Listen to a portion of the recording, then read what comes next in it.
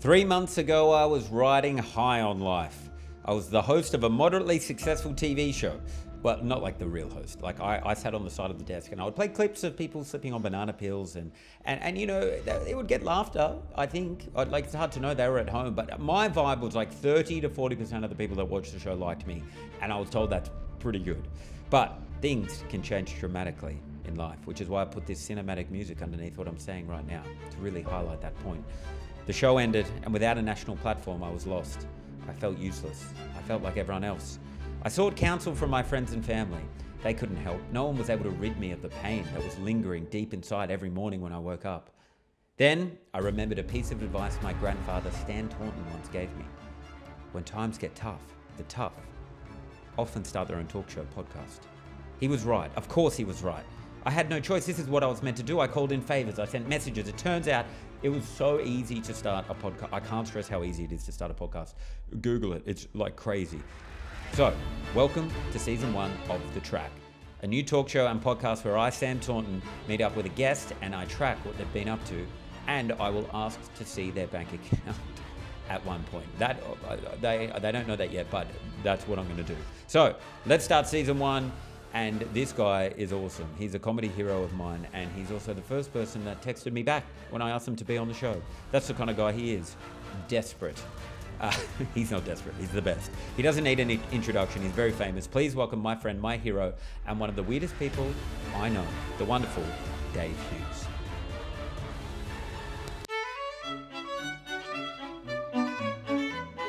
What's been happening, mate? I feel like you've been in the media quite a lot. Yes. Recently. Yeah, I look. You're just always kind of in the media. I know, and it must annoy a lot of people. And yeah, so I was not obviously, for people who don't know, I had an injury at an AFL Legends game at the Marvel Stadium in Melbourne. And do you play this every year? No, well, it hasn't been on. I'd kill to get the call up for this game. Yeah, well, it hasn't been on for 7 years. So, yeah, it was right. the first game back. I was like, there's a lot of heat around this game. Yeah, that makes sense because it hasn't been on. Yeah, so for 7 years of no Legends game, I might have played in the last one actually. I kicked 2 goals last time, which didn't get reported. 2 kicks, 2 goals. I was really happy with that. What, from 2 kicks? Yeah, that was last time. So it was 7 years ago. So this efficiency rating through the roof. But this game, really, I was targeted and you were targeted? Yeah. Was there talk pre-game that yes, they were going it was it. Yeah. Why you, do you think? Because you're you? Well, Shane Crawford, who I think's a friend of mine, he's the coach of the other team, the Allies. The Allies versus Victoria. And so on radio, pre the game, maybe a week or 2 leading up to it, he went on Triple M and said that we're going to target Hughesy. And so they got me on air or did they? No, actually it was a tag I saw on social media that he did. Oh, I thought you meant like a graffiti tag. Someone's done it on a wall. Hughesy's going to cop it. So on the social media post, I said, bring it on. Yeah, so thinking it was a joke. Yeah. And then on the night, the first time I got the ball, this opposition guy, like an ex-AFL guy, Joel Patfull, I think's his name, played for Brisbane, he tackled me quite hard and like sort of dumped me to the ground. And I'm like, gee, that was a bit much.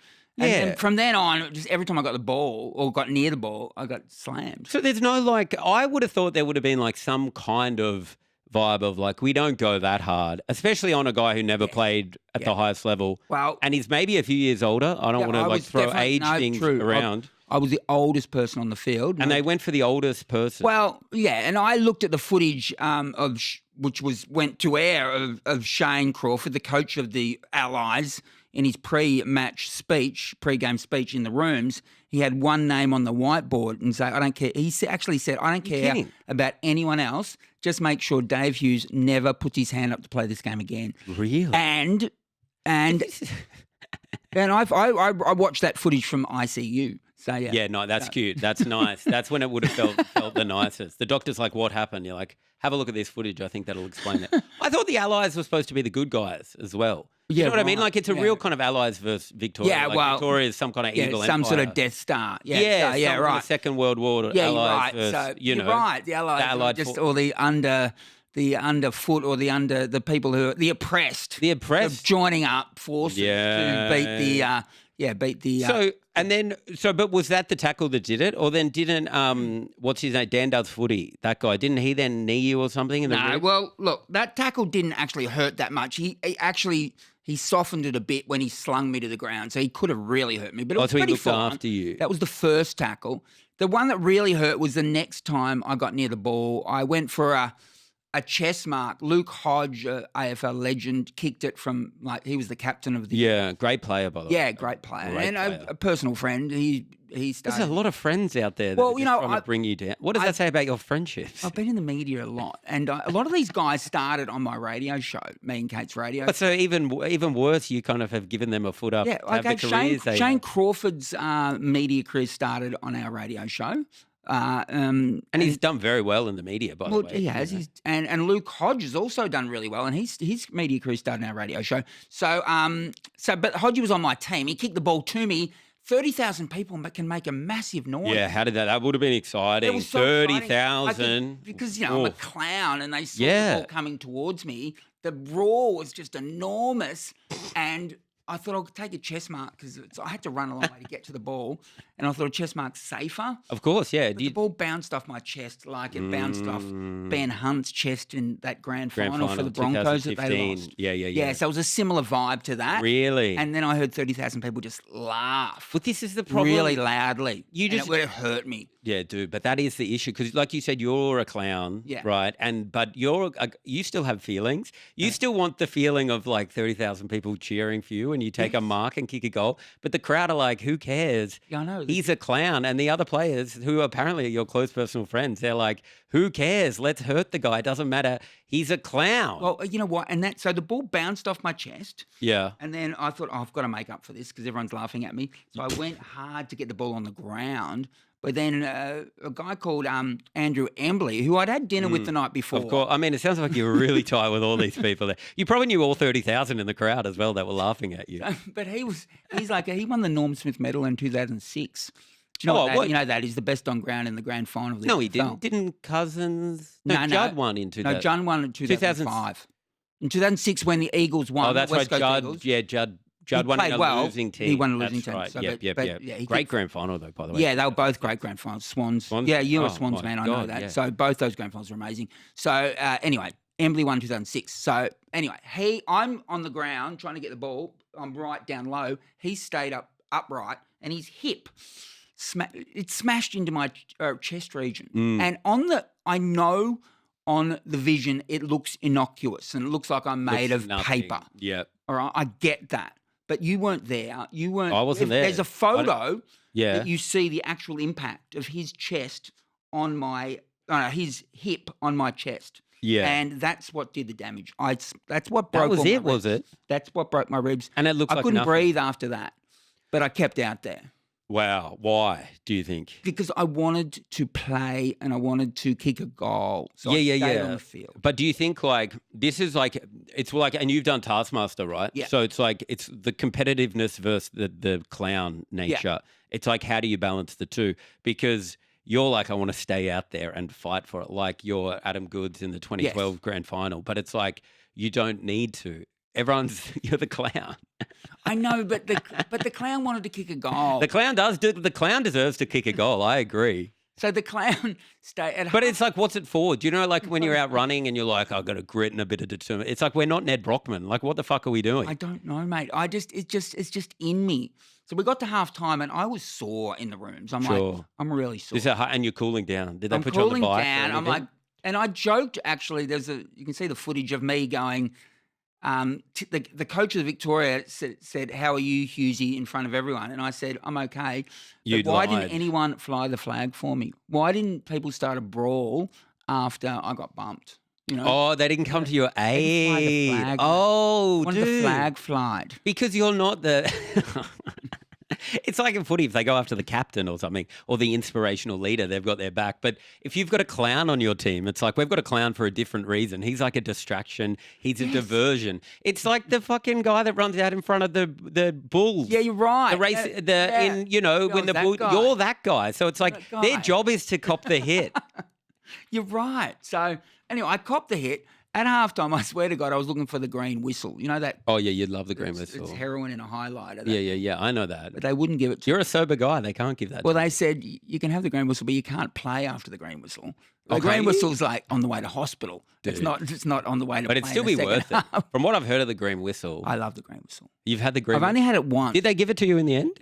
Yeah, no, because I didn't go.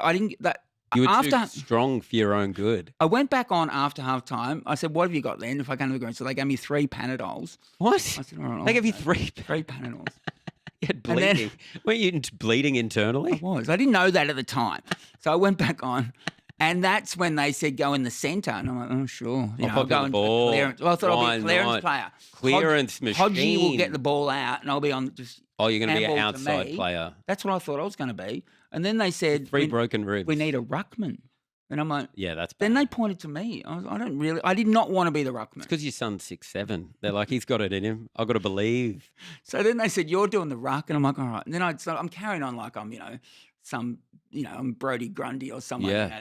So I'm like, I'm trying to be a showman. Of course, because you're the clown. This is I'm the why. clown. This is the problem, Hughesy, is that it's like it's a dichotomy. It's these two split ideas of why the hell are you out there? You're trying to be the clown, but you also want the feeling of being a respected athlete.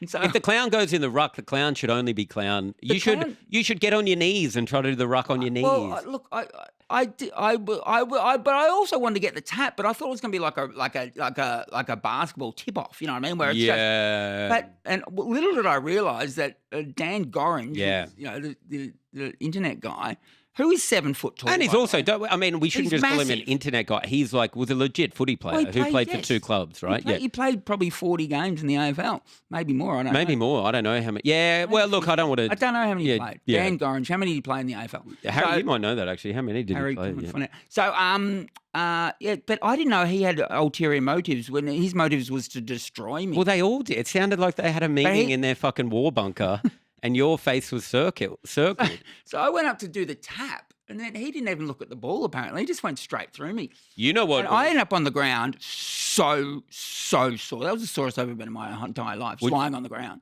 Oh, man. I got tackled about 2 years ago. I went for a kick of the footy with my mate, and then he joking around just tackled me. I was sore for 2 weeks. I'm in my early 30s. It's like, it's like my body's not up for it. I can't imagine how yours dealt with it. Mate, where Did the doctors tell you not to? Well, the doctors would have said you can't ever play again. well, I don't know if they had that many medical people in the rooms because no one really. Yeah, because it's not a Look me real over. game of. So I'm lying on the ground. Then he threw the ball at me, and I'm like in the world. I saw that. I thought that was a bit. Well, he got fined for that. I I think don't know. He made that up. Apparently, he never got. that wasn't real. Yeah, he's just trying to get attention, and I appreciate that. I mean, yeah, But you would respect that. I love that. But so I'm lying on the ground, and then I knew I had a 50-metre penalty, but I Fantastic. honestly thought I couldn't get up. But I willed myself up. Of and course, yeah. I walked 'cause down you're the a ground. I sporting knew I would be hero. on the big screen, but I couldn't even look up. I was that sore. Were you thinking this is the start of my 30 for 30? This is going to be a famous. I The was- Last Dance, Chapter 8 of The Last Dance. I thought they'd give me a 100-metre penalty and put me on the goal line. Do you know what I mean? So I could Well, that just- would be fun. That was like, then there's no pressure. Just kick it over the man on the mark. You got a goal. But they left me like 20, 25 metres out. That's enough to miss, you know? Dude, that's so much to miss. Are you So- kidding? Especially when you can't breathe. 5 broken ribs and a punctured lung. 5 broke. It's crazy. But I focused Yeah. and it was the best kick of my life, seriously. It went Yeah. And did that feeling The feeling was amazing. Did that feeling justify all the other stuff? It really did. It was like Really? the crowd roared, and it was like it went post high. That would have been a goal from 35, maybe. 40 It would have still metres. flown through. It would have gone through. Perfect drop punt. It was a perfect drop punt. It was Yeah. it was post high. It was right. And I've since listened to the commentary, and Brian Taylor really said that is a great kick. Yeah. And he's seen some great kicks. He was a great kicker himself. He kicked 100 goals one year. So, but then I had 2 seconds of joy, and then Mitch Robinson, who used to play for Carlton, who Another Brisbane as well. Like he's another- a bit of an enforcer type guy as well out there. Yes, Big guy. One of the hardest men to ever play AFL. Yeah. And a personal friend of mine. Well, and also plays. Yeah, they're all personal. No, The underlying theme is that none of your friends respect you. It seems like. But we've got to go back though, because at the start of the game, when I ran out, I didn't start. I was about halfway through the first quarter when I got on. He ran up to me and said, "Can you take a mark over me?" Okay. I'm like, mate, I can't jump off the ground. I would not be able to take a mark over you. I'd go to trace Specky over your back and I'd knee you in the calf. Yeah. Makes sense. They put you in the ruck then. So You can't jump off the ground. So then he said, well, bump me over then.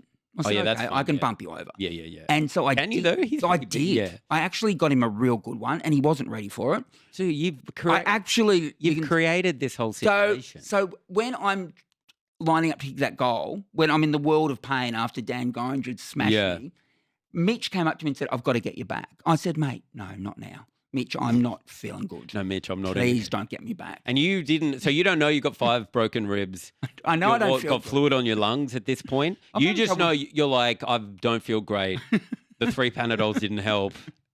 So don't get me. But he would be like, whatever. He's a clown. I'm just going to get him. So I got my hands in the air like this, going, yes, I've kicked a goal. He looked at me and he just shoved me over, and it hurt as much as the ruck contest. No. So I'm lying on the ground again, just going, I think I'm going to die. Yeah. I mean, content though. Content going out the way you want, right? So when did it go? When did you go to hospital? Immediately?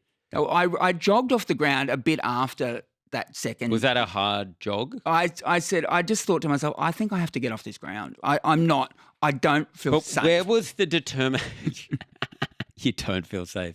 Well, this is what happens when you hang out with your close friends, your personal friends. So I stayed on the bench in the last quarter, and then the voiceover guy from the stadium said, "Who wants to see Hughesy back on the ground?" No, dude, what the hell? Who the hell's the guy on the mic? There was 30,000 people chanting Hughesy, Hughesy, Hughesy. Which you would have loved. Of course I would have loved it. Yeah, it's beautiful. But my wife, who was there with my 2 daughters. Yeah, is she having a good time? She said, when I didn't go back on after that, she said, he has broken ribs. So she knew if I didn't go back on that ground, I had internal damage. It's like, that's you turning down a gig right there. If Hughesy ever says no, you're like, oh, God, something must have bad happened in his personal life. I didn't go back on the grounds. But look. Wow. And then you went to hospital. Yeah, but I went to the after party first. Of course. And I must admit. You've got to get in there. I'm going to admit this to you, and I haven't admitted this to anyone. No, please do. That's what this is about. How did you go? Why did you go to the after party? I wanted to hang out with. I was the last person. But they're your friends. You got to get in there. I was the last person in the change rooms with Gary Ablett Jr. Just me and him sitting there like we just played in a grand final. Yeah. It was an extraordinary experience. Fantastic. I mean, I can only imagine. What an experience. You can't breathe. He's like, why is Hughesy still here? I want to leave. He keeps saying stuff, we'll remember this for the rest of our lives. I was trying to get him to go to the after party. He wanted to leave. I said, come on, mate, we're going to go to the after party. Dude, he's won grand finals. Like, he's experienced all there is to experience.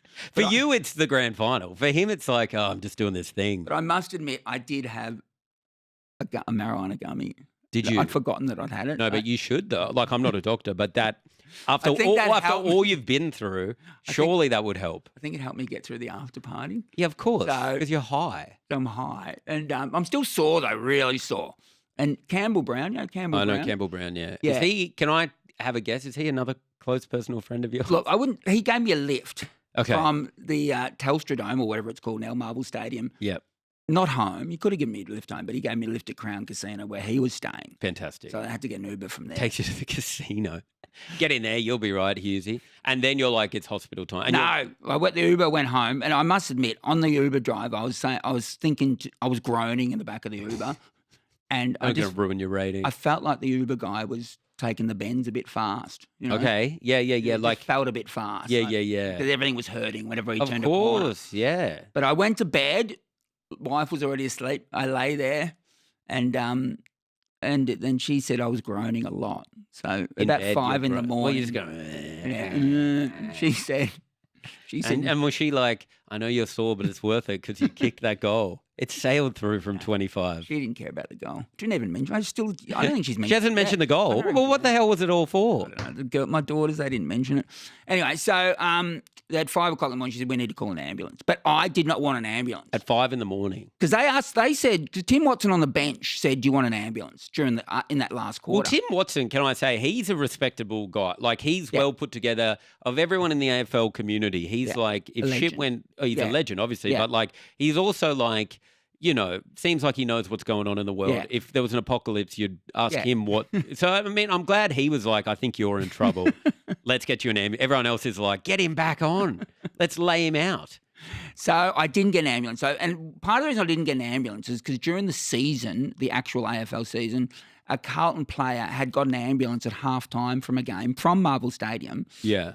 And he got to the hospital, and the next day I read the report, and they couldn't find anything wrong with him.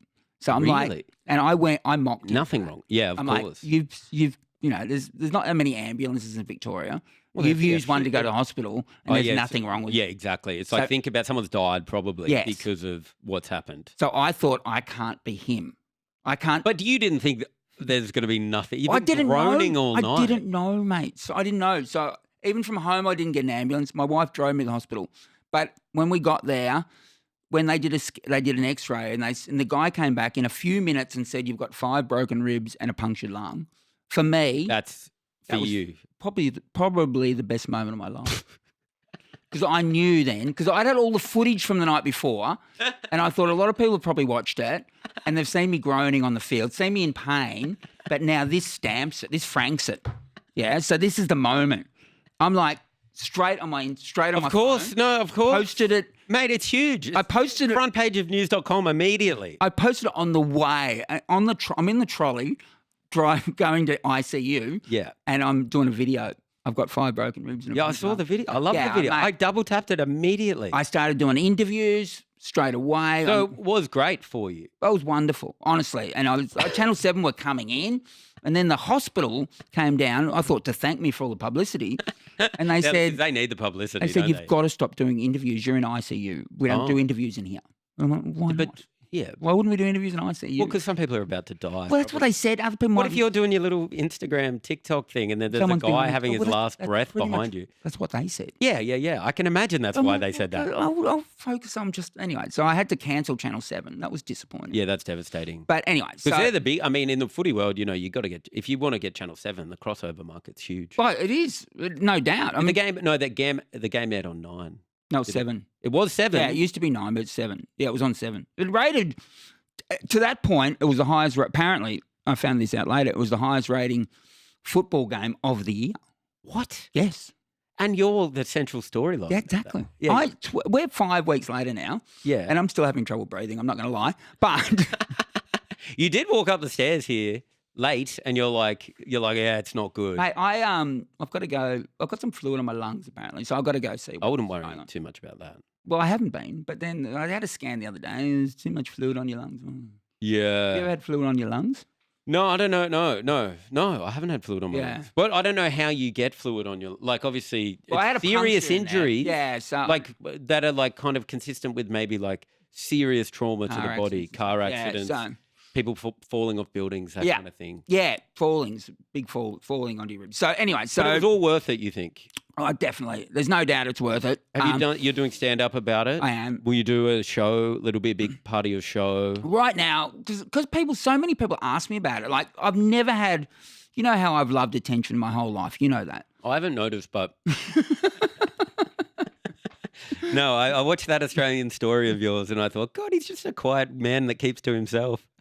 I have not had any story which has had so much. I even yesterday, an old woman. It's because everyone almost saw beloved Australian comedian Dave Hughes die in a charity football match. I know, but it's cut through the demographics, and it's young people are wanting photos with me because of it. I'm getting the other day I was at traffic lights with these glasses on, and my car's got tinted windows. Yeah. Group of 7 blokes who look like they're on a footy trip, young blokes. Yeah. Just walked past, spotted me in the car, and all wanted to surround the car and ask me about my ribs. Yeah, they probably wanted to put a tackle on it. They can see the effects of it. So anyway, but you're loving because it's the younger demos now. I feel like you're into that now. You're on TikTok, you're doing it, you're capturing the youth. I'm trying, man. It's not, you know what it's like. It's hard out there. It's hard, man. But you're at least having, from my perception, right, as who, you're one of the greats of Australian comedy. Appreciate that. But an older generation to me. But you're coming back through the relevancy world. I'm just trying to stay connected, and it's it's tough. It's consistency, man. You cannot. Well, if you start on look, I'm not going to lie. The injury helped my social media quite a bit. Yeah, I mean, so that's great. If But if someone had come to you and said 5 broken ribs, fluid on your lungs, but you're going to get 20,000 more followers, a lot of news coverage, people are going to be, Dave Hughes is going to be a water cooler conversation at work. Do you say yes? I do. I say yes. I say without even thinking about it, to be honest. Even though I am still having trouble breathing. With a photo of me, my wife took, and I'd already had morphine, so I was lying in our hospital bed, and they put a mask on me, and it looked like I was on life support. Yeah. But I wasn't. But it wasn't that bad, you're saying? Yeah, it wasn't that bad, but it looked like I was on life support. That's the most viewed photo I've ever done. That's up to 6 million views. It's been viewed 6 million. Yeah, people love seeing 6 million times. Well, you've got to think as well, like, majority of those are Australian. Yeah. It's like, what, there's 26 million people in the country. That's a sizable chunk of the population. Oh, I feel that when I walk around. You're feeling it now. I'm still to this day. It's extraordinary how many people ask me about my ribs to this day. And it's like we're over 5 weeks later. Do you think would you rather be known for your stand-up comedy or the fact you just got the shit kicked out of you on live TV? No, I'd love to be known as a hero. Like someone who. And now I think next year when I call players soft on the field, which I don't do publicly, but I do privately a lot. Oh, yeah, of course we all do. Yeah, it's part of watching the joy of football. Yeah. And you're allowed to do that, by the way. That's what you get as a supporter. Yeah, but now I feel like people will listen to me privately. I don't publicly. No, I don't think they will. Because you got beaten up. If you were tough, you would have just... If I stayed out there, I'd kick the goal. It's because I kicked the goal. Yeah, but no one's like, that's a tough game of football out there. I know it's brutal, and they like beat you up, but no one's like, whoa, that's like finals, like footy out there. Yeah, look, I hear what you're saying. They talk about that pressure rating, which I don't understand that stat in football, but the pressure rating was 0 in that game. You just got laid out. My pressure rating was high. There was all the pressure was on me. Yeah, I know, but they don't. Not really. They just kind of lined you up a few times. Yeah, well, look, I know, but for whatever reason, no one thinks of you as a hero. Unfortunately, I don't think. Some are. I believe really. They do. Well, I've had I go to my kids' school for watch their music concert, and I've got young people 14-year-old boys saying, "You played great in that game." And I only had 2 kicks. One of them went nowhere. Yeah, but one of them was a goal. Yeah, so that's good. And so I'm going to disagree with you. Some people think I'm a hero. Some 14-year-old boys. Yeah, and old women. Yeah. I had an old woman in the street start crying recently, saying, "What, at you?" Because she said, "I felt so bad for you out there." And then she said, she actually said this. She said, "I know you don't want to talk about it." No, I didn't say this, but I thought you were like, "I absolutely want to talk about it." I thought you don't know me at all, do you? So I was happy to talk about it, as I still am. Hughesy, why do you like the attention so much? But it's fascinating how much, because you always you're doing every gig. Yeah, I love it. Because it's like you're a comedy hero to so many. And then I always think with stand-up in Australia, you start and then you're like, it takes a while and you start doing better gigs and then you get to meet, more famous comedians. You could start stand-up in Australia and within 3 months be on a bill with Dave Hughes. Well, earlier than that. On your first night, you could be on a bill with me. I love stand-up. I know you love it. I love stand-up. I know you love it. So I will do it. I mean, don't get me wrong. I'd prefer to play, football, or do 400 nights at Rod Laver Arena. If I could sell those tickets, I would. But if you can't sell those tickets, I'll go to an open mic night. So I will. It's good. I just want to be on stage. You just got to be up there. I love it though. That the feeling of that, getting a laugh has not left me since I was 21. Do you think you could not do it? Could you quit? That would be hard. I had a week. I was in Phuket with the family last week or the week before. It was last week, I think. And no, it was the week before. What day is it? Tuesday? It's Tuesday. Yeah, so it was over a week ago now. But a week's hard. Not doing stand-up. Dude, it is hard. It's very hard. I love it. And are you doing a lot of stand-up at the moment? So much. Yeah. You're great. Like 5 nights a week, probably. Mate, plus a lot touring, like work in progress shows as well. Mate, I'm hearing 5. You've got to do that. Get out there and just tour regional doing whip shows. Mate, I would. My family's the only thing holding me back. You know what I mean? I look at your life and I think, God, if you could just ditch that dead weight, imagine the stage time this guy could get. Didn't want my They don't get it, these guys. I just wish they didn't need me around. They don't really. My wife thinks they do. They sort of do, but they don't really. They don't need. You think they could cope? They could cope. If you had a grown-up conversation with your kids and were just like, look, guys, I'll still finance this whole thing. Yes. Don't worry about that. I'm going to bankroll it. But how much would you like to see me? Because I kind of could be doing anything with my I'm sacrificing a lot for you. Yeah.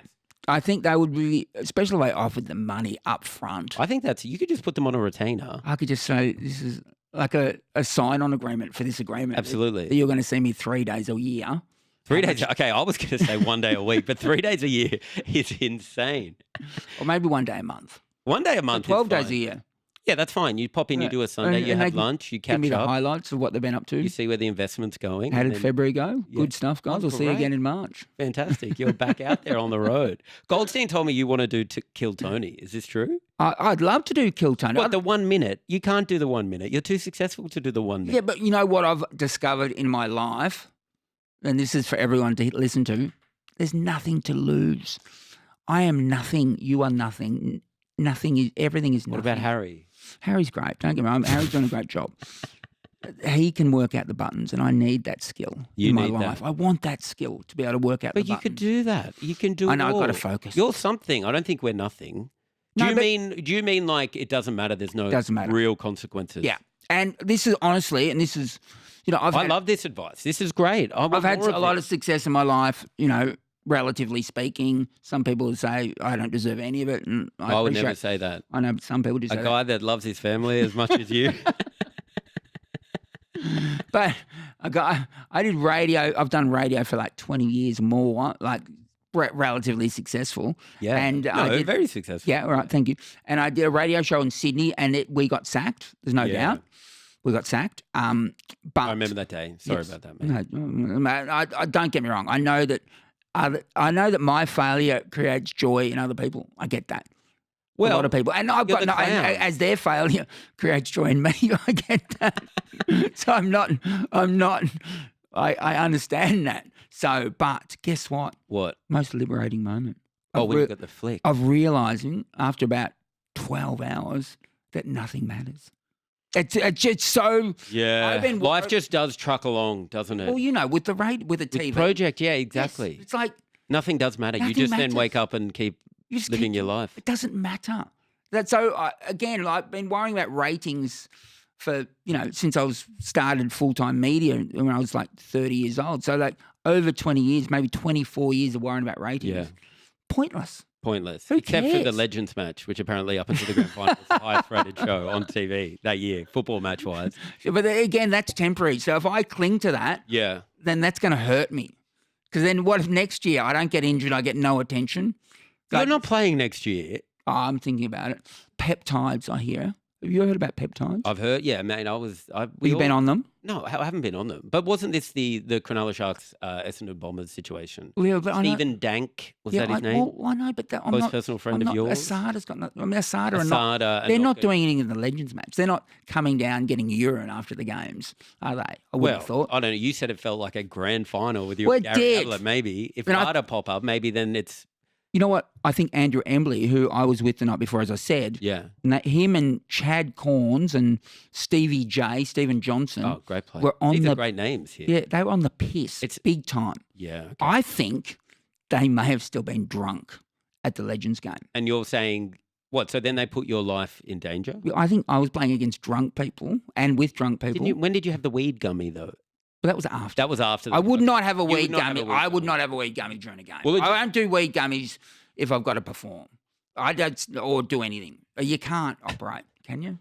Maybe you can a bit, but yes, no, I agree. I don't think you can. But I mean, God, I don't think you can put it down to them being drunk. I love the idea of you going back to the source of it. I mean, it would be more headlines.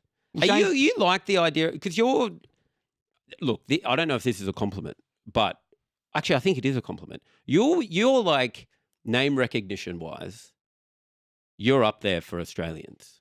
There'd be like 5 people that everyone would know who they are, and I reckon you're one of them. I'd definitely be top 30, maybe top 20. Top 20, probably more than top. Maybe. Think about it. Even though like you're not a movie star, because who we got? We got like the Hemsworth. Yeah. Jackman, Nicole Kidman. They're international, though. They're I'm international, but Australian. still Australians know who they are. Yes. But then, like, on an Australian level, everyone's just like, Hughesy. Yeah, look, You're definitely. just there, you know. I know. It's something that's different to you. But then people, when you get to know you, you're the same person. I think everyone thinks it's like Hughesy's a different guy to what you would really be like, but you're not. Yeah, look, and I don't want to be. I want to be the same wherever I am, you know. So, and I believe generally I am. But I'm saying this a lot. We only ever live inside our own heads, right? So this is good. We're all the main stars of our reality. So yeah, when did you figure that out? Because do you do any like, meditation or do you therapy or like no therapy? I've never done like therapy. Have you got some kind of guru? No, but I do like a lot of the Buddhist teachings. I must say those Buddhist stories are great. In my opinion. And the Stoics and the like Marcus Aurelius, you know that guy. Yeah. Yeah, all that stuff is great. But I'm coming to it, some of it myself, where you realise that, like, my perception of life is my life. Your perception of your life is your life. There's no other life. Well, no, yeah. So how you perceive life is life.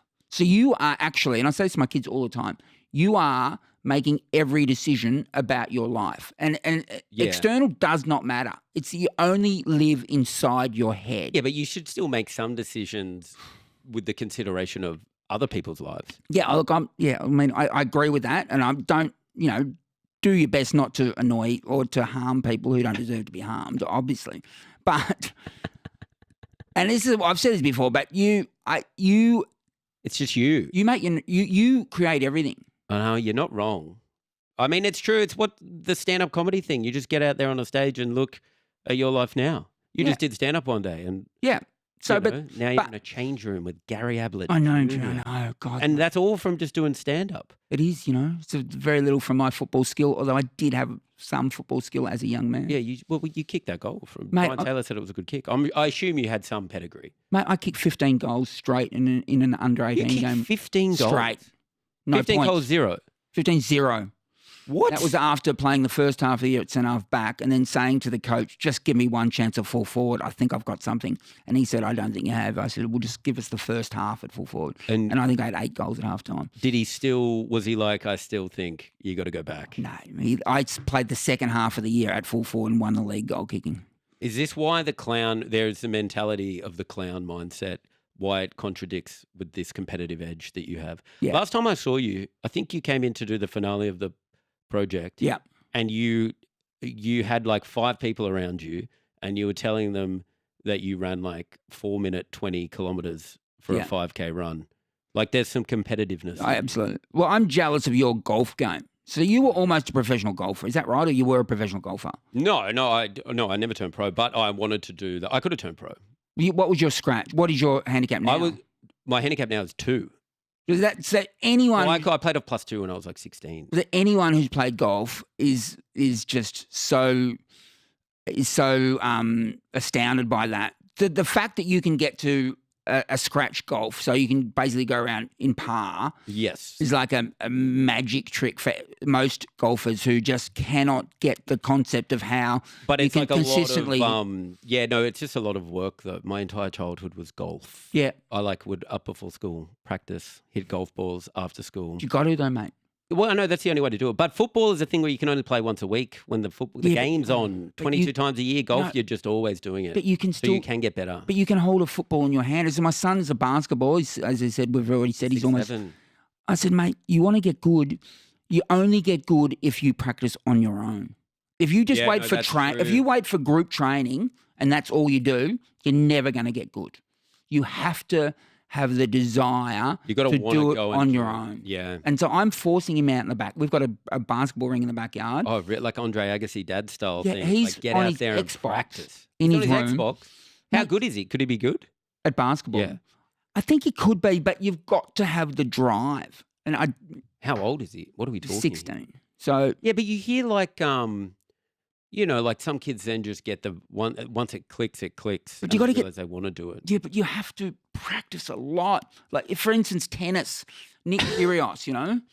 Kyrgios could be the best. I was once wandering around trying to find a seat to watch Nick Kyrgios play at John Cain Arena during the Australian Open. Couldn't find anywhere. I had a media pass to get in. Then this box someone opened this box, one of the corporate boxes, and on the side it said Canberra Tennis Club. So they had a box, the Canberra Tennis Club, and they said, "Come in here and watch." I said, "Great." And they said Nick Kyrgios started at our tennis centre in Canberra. That. Yeah. And you know what they said about Nick? They said, as a junior, no one worked harder. What? Yeah. I didn't think the story was going to go that way. No one worked harder than Nick Kyrgios as a junior tennis player. Well, he did all the hard work early. Now he can just fuck around. That's the problem, Talk about the pyramids being built by the aliens. So it wasn't just natural ability that got him that early success. It was all that work as a junior. There we go. But then I feel, and he might say this is wrong, but whatever, this is my opinion, I feel that once he got that early success, he stopped working. Yeah. And didn't want to try anymore. He didn't do that. You've got to continue to do the work. God. And this is great. And you don't want to hang out with your kids when you've got all this advice and wisdom to pass on.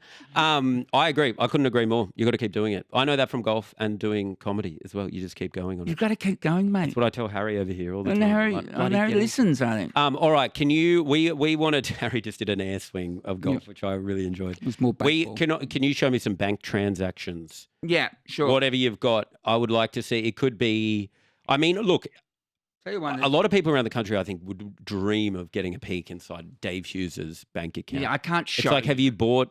I've been watching the latest season of The Block, and they're not up to the sales yet. But I don't know if you. I've got Dalesford to buy one of the houses. At least one and maybe two of the people on the show, and I haven't seen an episode to be honest, have slid into my DMs. What, trying to get a sale? Yeah, but you're not going to go back again, right? No, well, I still own the block house I bought in 2017, and it's, you know what, it's close to where my kids go to school. I actually want to move into it, but my wife don't want to move into it. She's still angry that I bought it without her, Because you just turned up. Were you walking? Yeah. It's a story you were walking. No, I wasn't. No, I turned up to the auction, but she had taken the kids to kids' parties, so she didn't come with me. And I ended up buying one of the houses. And you just had a crack. And I had a crack. You get it? It's probably worked out though. Yeah. You know what? Here's my first transaction. Okay, what have you got? All right. This is I had to return a deposit to the Porsche Club of Victoria. What do you? Because you had to return a deposit. For what from? I double booked a gig. Yeah, right. So you had to give the cash back. And I'm like, I got an email saying it's 2 months till your gig. Let's book the flights. And when I got that email, I had a sinking feeling. Oh, when you've I know that. I'm like, oh shit. Never. And then the date, I said I've got to go to my diary. I went to my diary. With? It's a gig in Perth, but the gig in Perth was first. So yeah, but it wasn't for the Porsche Club. I know, and this is a local gig for me. This was just down the road. Down the road for the Porsche. I said to the get in with the Porsche people. I said to the Porsche people, I said, look, I want to do this gig, and they said, well, you have to do the gig. I said, well, they've booked you. You got to do it. I said, I'm going to return your deposit. And I said, you can't. I said, I'm going to have to. So I've got to go to Perth. Anyway, so that was disappointing. Okay, that's brutal. That was brutal. So I've given their deposit back. So and I organised another comedian as well. So God, I ended up being quite a lot of work. Did they have a good night, the Porsche Club? No, but that's coming up. That's not. So it's coming up. End of November. Who'd you organise? I would love to perform for the Porsche. Look, they wanted a wish. They had a wish list of comedians. I said, I don't think that person does corporate gigs. So yeah, I mean, I wasn't gonna text Sean McAuliffe. I said I'll text Sean McAuliffe if this is guaranteed. I can't text him if he's on a wish list. No, I agree. So I said, if you are saying now that you'll have Sean McAuliffe and give me an amount you'll pay him, then I'll text him. But I'm not late. So that's I mean, we lived very different lives. Yeah. So that was Porsche Club. Okay, great. So that's a good one. What else have you got? What is that? Oh no, it's money for. I own a block of flats. So you own a block of flats. Yeah. Where's the flats? They're in South Caulfield in Melbourne. So what does it feel? That's a payment for those flats. A payment for the flats. Yeah, and two of the flats that I own, I've got friends living in the cheapest rent, real cheap. Are they ever like never going to move out? You got to fix the shower, and you're like, because I mean, landlords. Yes. Rightly or wrongly so, they cop it in the media. We've got a bit of a housing problem in this country or whatever. And you're a landlord. And it's like, do you think sometimes it's a bit much? Are you ever wanting to use your prominent profile to be like, can we just lay off the landlords? Yes. It's not easy. Yes, it's land tax. There's lots of taxes and, and the outgoings are constant. It costs more than you think, doesn't it? Yeah. So a mate of mine staying in a 2-bedroom flat with his daughter, fair enough, helped him out of a tight spot a couple of years ago. Yeah, nice. He's never going to move out. Why would he, though? About $150 a week rent, 2-bedroom flat, renovated. Something broke recently. You're a good landlord. Look what you're doing out there. Something broke recently. He wanted it fixed, and I really felt like saying, does he just ring you up and say, you got to come fix it? Well, you'd be like, mate, you're paying nothing for the flat. I know. But he knows you won't kick him out. I know. At some point I will, though. If his daughter's like 8 now, she's 18. Sorry, mate. So he's like, no, you're not back. I hope he's listening to this. Yeah. That's still awesome. He's got 12 more years. Or 10 more years. He's got a lot of time. Absolutely. Double booked another gig. Yeah. So I had to give back an air. No, I paid it. You give back an airfare. Oh. God, the expensive things coming in and out of this bank account are crazy. I reimbursed a Hobart airfare that I never used. Right. For another gig. To save this guy. So it was like, $500. How are you double booking? That cost me $500. We have the same manager. I don't understand this. I'm very rarely double booked. I know, but I do gigs sometimes not through the management. So you're going outside. I'm going outside, and then I forget to put them in my diary. Yeah, and that leads to trouble. So it is incredible though. I messaged you late yesterday afternoon saying, "Can you do this immediately in the morning?" And you were like, "Absolutely." Well, mate, I loved getting out of the house, to be honest. Yeah, but it's got to motivate me to do my own podcast, though. To be honest, so okay, I've got to be able to do my City of Port Phillip. That's a lot of the City of Port Phillip for a lot of. How much are we talking to the City of almost Port? $10,000. What's that for? It's got to be like. Are we talking rates? Must be rates. Tax. Must be rates. $10,000, City of Port Phillip. They've done all right out of you. They've done really well, and I just don't think that I get enough services. Well, of course, this is the stuff that renters don't understand. Yes, it's like all these expenses, they do add up. They really do. And you're just trying to keep your head above water. I'm just trying to, provide for my family. Exactly. Provide for your family so you can get out on the road. Get out on the road, and so that's. Yeah, that's my business account though. So if I go to my personal account, just the shit that I'm like, when you get so many subscriptions and you don't know what they're most. You got to do a stock take. We did a stock take in my house recently. It was quite horrifying. Actually, it was horrifying. But you know what else I found out? What'd you find out? Is that I've got a few free ones going through various work channels that I didn't even. Big shout out to the Stan crew. KO, you're getting free. They're doing me a deal. Shit. Paramount never gave it to me for free, even though I worked on the project for years. Always had to pay. You can Stan for free. I'm getting Stan for free. They've got the Premier League now as well, I think. Dude, but also, Optus, I had Optus Sport. That was a sweetener on my phone bill, and now they're like, it's gone to Stan. Well, it doesn't really matter because it's free for me. I know. I got Optus Sport, and then my passport didn't work, and I'm paying for nothing.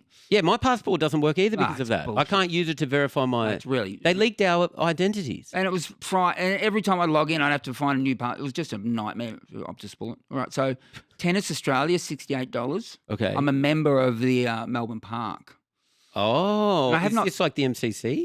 How do you become a member of Melbourne Park? Anyone can become a member of Melbourne Park. So you get to play tennis for a reduced rate or sometimes free. Do they let you play on the show courts? Yeah, if they're free, yeah. You can play on Rod Laver not Rod Laver, but some of the outside, like Margaret Court, I think I've played on. You can play on Margaret Court just any day if it's free.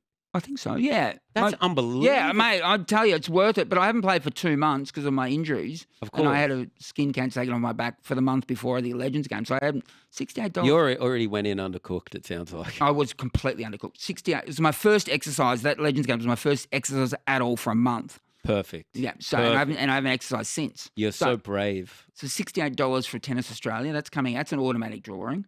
That just comes out. It comes out, I think, once a month. Once a month, $68 a month. I hope it's not a week. God, I know. You'd want to get a bit of Margaret Court or Centre Court action. At least Show Court 3 or one of those 4,000-seater ones. $40 to South Pacific Health, and I haven't been there for at least a year. So that's $40 So that could be someone.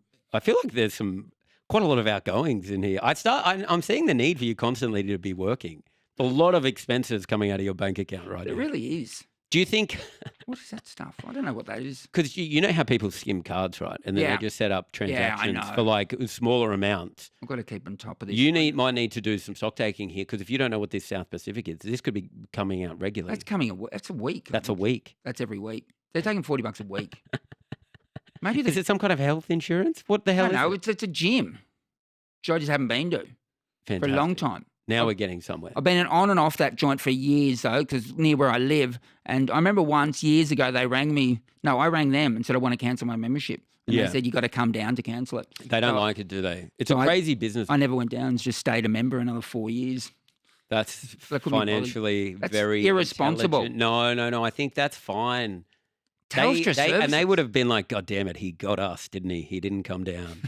Telstra Services are really copping it. I got heaps. Telstra, is your phone with Telstra? Oh, I was overseas. I was in Phuket. So they take $10 a day when you're overseas. Yeah, they do that, which is a great system. Amnesty International, $60. You're donating money. Is that a month or what? Is that a week? I don't know what that is. You don't. Well, you should find out. That's tax deductible. I remember when that started, walking down the street, beautiful backpacker, probably about 20 years ago. They got you. Signed me up. For $60 20 years ago. No, it's gone up. I think it was 40 originally. And what, you met another beautiful backpacker? No. They ring you every year, and if you answer the call, then you get sucked in, and so you're up at, oh, God, another $5 a month. Okay, all right. Yeah, you got to do That's it. What do Amnesty do? They do a lot of good stuff. They organise like a lot of food lines for people, and I think they have various charities. I think they have some kind of... They're getting a lot of money from me, a lot. Yeah, but doesn't that quell some of the guilt I suppose. for everything else that you do in your life? I really spent a lot of money overseas on Telstra. Telstra, yeah. See, or you could be giving the money to Amnesty or Telstra. Cabrini Medical, that's back in the day. Cabrini Medical? That was back when we're going back now to the 18th of September. So I keep getting these scans. And you know what? It annoys me because I lost a lot of money when I injured my ribs because of all the gigs I had to cancel. Yeah. And so I put an insurance claim in. With your private health insurance? No, I remember when I ran. Who did you put the insurance claim? Just before I ran out onto the field at Marvel Stadium, they said sign this, and I briefly looked at it, and there was some income loss thing. I think you get 80% of lost income. I think it said. What? So I signed it. If you get injured and can't work. So I signed it. This is awesome. So I signed it and ran out and played, and then got injured and couldn't work, and so I put the claim in, and they rang me like 2 weeks ago. Yeah. And said, we need evidence you've had an injury. I'm like, mate, Google it, mate. They didn't say that. They did say that. The nerve of these insurance companies. Google it, mate. Did you say Google it? I did. Did you mention that the post got viewed 6 million times? I said it was a pretty well documented injury, guys. Yeah, I don't know. They were in Sydney. They weren't in India or anywhere. It was like they knew. And the guy goes, "Oh, I've just got to do this, man. Well, I know you got injured, but I need it for the records." Anyway, did you prove it, and they're going to come good? I went to my thoracic bloke, the guy who does ribs and stuff, and he wrote a letter. Okay. And I sent that letter, but fantastic. They haven't got back to me. But you do think this podcast could be bad. It sounds like an inside job. It sounds like it was a premeditated hit on you. Yeah. Which you could have been in on with your close personal friends for an insurance claim. I could have also sued them, probably. I could have sued. I should have sued. But that's annoying, isn't it, having to sue someone? Yeah. I could have sued Shane Crawford for putting the hit out on me. Your life is so different to anyone else's. I truly mean that. I don't know what you think about your life, but my God, there's a bit going on. I like things going on, as you know. So I like to be on stage and people know what's happened to me, so I can joke about it. Yeah. So that helps. Because they know the context. Yeah, but having said that, you can still do. I did some comedy overseas in the middle of the year in London and Dublin. Oh, yeah. And it doesn't take long for people to get up to speed. Because it's always so funny it's funny when you say you're a big name in Australia and there's like... And no one cares. There might be one person in the audience who's Australian. And so you say, tell them. And what do they say? Yeah, he's known in Australia. Yeah. I think I do know him, actually. Yeah, he's the guy that got the shit kicked out of him in that football game. You guys should respect him. Okay, what does the future hold, Hughesy? Are you going to do stand-up till the day you die? Yes. I've always wanted to ask you that. Yeah, I think that on my deathbed, they'll have the life support going. Yeah.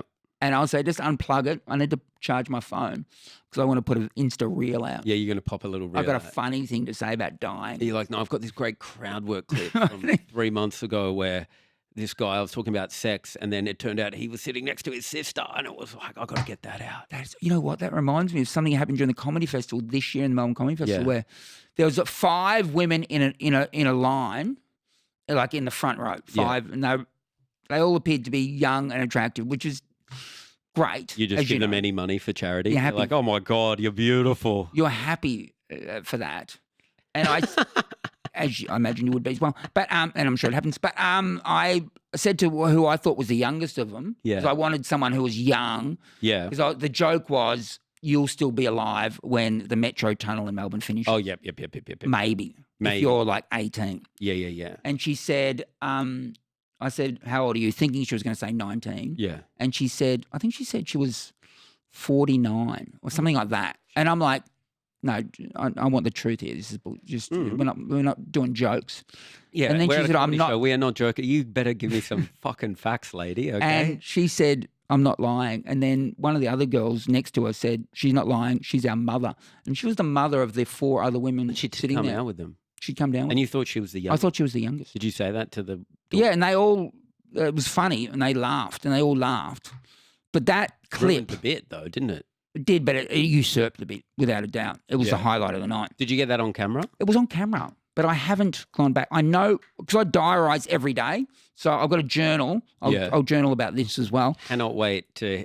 I would love to get my hands on this journal more than any. People are like, release the Epstein files. I don't give a fuck. I want to get my hands on Hughes' journal. Broke 5 ribs today. Worth it for the media attention. Had sex with wife tonight. It was good. So that's I note that every time. So well, every day that's in there every day. No, it's once a week at least. Well, not for a while. Not until you heal up. Surely. There was a month, nothing. But we got it happening in Phuket actually. Fantastic. It was risky. She said, "Are you sure?" I said, "No, let's do it. If I die, I die." Warms the heart to hear that story. So that I want to get that clip. So if I was on my deathbed, that's probably what I'd. That's what you'd get. That clip from 2025. When you see the white light, it's just I want that content opportunities missed. Hughes, love you. Thank you for chatting to me, mate. I've loved it as well. So when are you playing golf next? I've got a host. I've started this new business where I host corporate golf days. And I play in the golf day. Beautiful. So I've got one on Friday on the Gold Coast. Yeah, it's good. Yeah, it's a good. That's a good lurk. Yeah, golfers generally have money. Well, that's why Hellier's. I know. You told me about it. Yeah, you should be in on that. Well, I want to do my own thing. I like doing my own thing. They're trying to get better at golf. Where I'm just trying to. I understand everything about golf already. They're still like learning shit. They don't understand scoring and. Do you reckon you can teach people how to be better at golf? I used to teach like golf. I was in like state teams and stuff. I used to teach like holiday clinics all the time when I was like a teenager. Because I was going to turn pro. I mean, I could still do a teaching.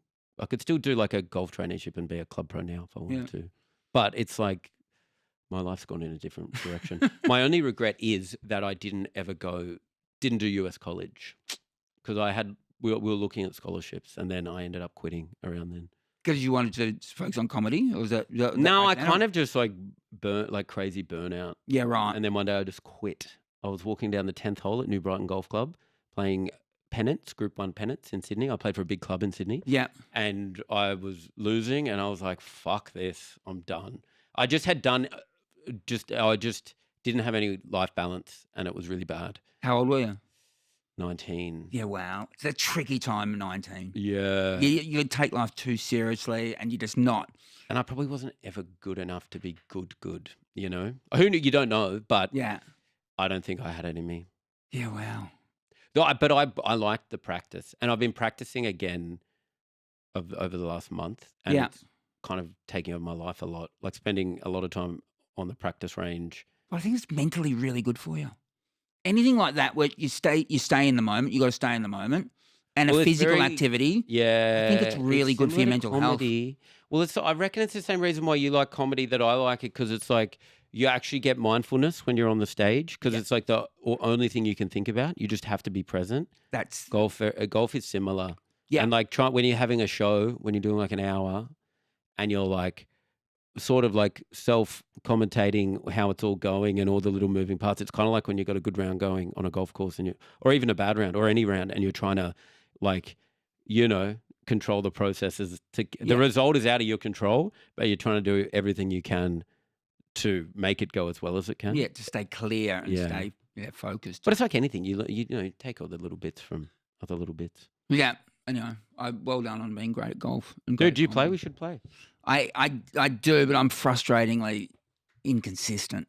Okay, Hughesy, I mean this when I say this. You are a comedy hero of mine. Thank you, Sam. And getting to know you has been, I mean, it's been weird, but it's also, like, over the years, it's been fantastic. Mate, and it's a pleasure to have you in my phone. I love you, and I love your attitude. I love your comedy, and I love your overall way you go about life. So, well done. And let's hope you can, get away from your parents and your kids and do more stand-up. I'll try, man. All right, see you, mate. Thank you. Buddy.